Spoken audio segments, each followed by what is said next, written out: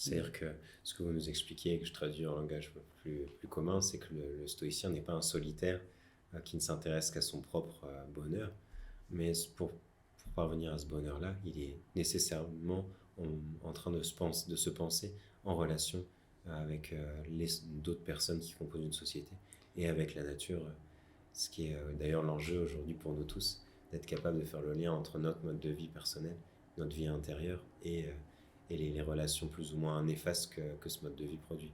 Ouais. C'est ce qui va être intéressant, aussi et motivant dans le souci de l'autre, mais aussi dans le souci de la nature, de l'environnement dans lequel on vit. Ça va être que ça va non seulement être un bien pour l'environnement, mais ça va être aussi finalement un bien pour nous, parce que ça va nous apporter le bonheur qui est la finalité de la vie humaine. Donc on a un double intérêt, disons, du coup, à prendre soin de l'autre et à prendre soin de l'environnement. C'est-à-dire que ça va nous apporter cette vie conforme à la nature, dans sa double dimension individuelle et collective, même plus que collective, cosmique ou universelle, on va dire. Elle va apporter le bonheur. Et puis, on revient à l'idée oui, que l'ascèse n'est pas une privation, mais un moyen, et que l'inconfort, même l'inconfort, est seulement un moyen. Oui. Et comme le défendent certains écologistes, d'ailleurs, qu'on peut être tout à fait heureux avec moins, en étant plus décroissant, par exemple. Ouais, c'est l'idée de la sobriété joyeuse, qui n'est pas seulement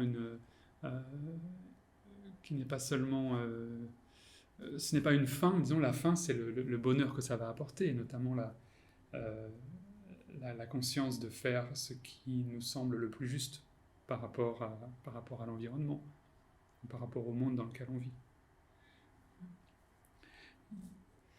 Et donc, du coup, là, on a commencé à passer du discours théorique sur la nature de l'être humain, la nature de la société et aussi la nature du monde.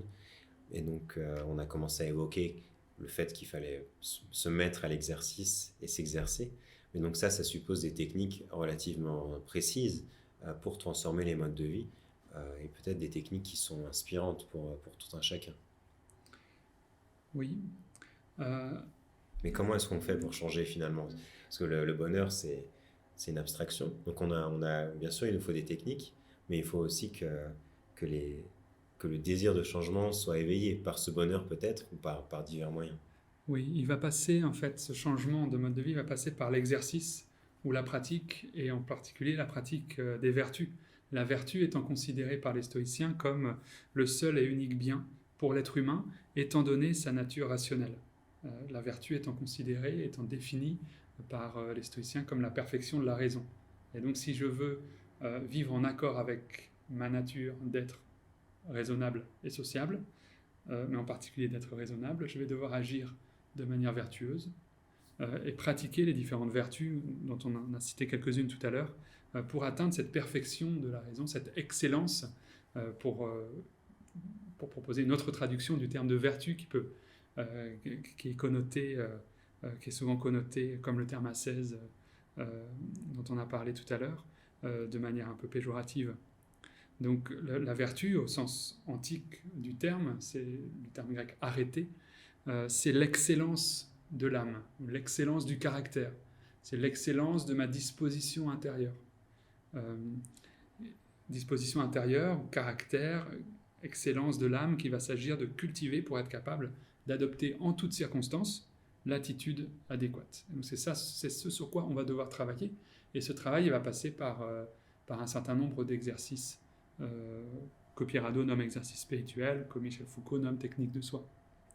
Et de cette excellence de l'âme ou de cette perfection de la raison va découler quasi automatiquement l'action vertueuse, qui sera différente selon les circonstances, mais l'action la plus appropriée étant donné ces circonstances qui changent toujours. Donc si l'on veut, on s'exerce, ensuite on s'habitue, et donc la vertu devient finalement spontanée et pratiquée de manière presque passive. Mais ça suppose au départ de désirer s'exercer, de désirer changer oui. De manière de vivre. Oui, et pour ça, les stoïciens insistent sur la nécessité de juger correctement les choses, et en particulier la valeur des choses. C'est le troisième point un petit peu du choix de vie stoïcien que je voulais mettre en évidence aujourd'hui. C'est-à-dire qu'au centre de l'éthique stoïcienne, de ce qui va nous inciter à agir de telle ou telle manière, il y a la capacité de l'homme à choisir telle ou telle action, une responsabilité ou une liberté individuelle dans un monde pourtant qui est déterminé. Et ce choix, il doit être basé sur un jugement correct sur la valeur des choses. Et toutes les vertus, la justice, le courage, la tempérance, la prudence et toutes les sous-vertus correspondantes vont découler de ce jugement correct sur les choses. Et ça nécessite un travail constant sur nos représentations. Et ça exige aussi une certaine connaissance de la nature, et donc l'étude de la physique.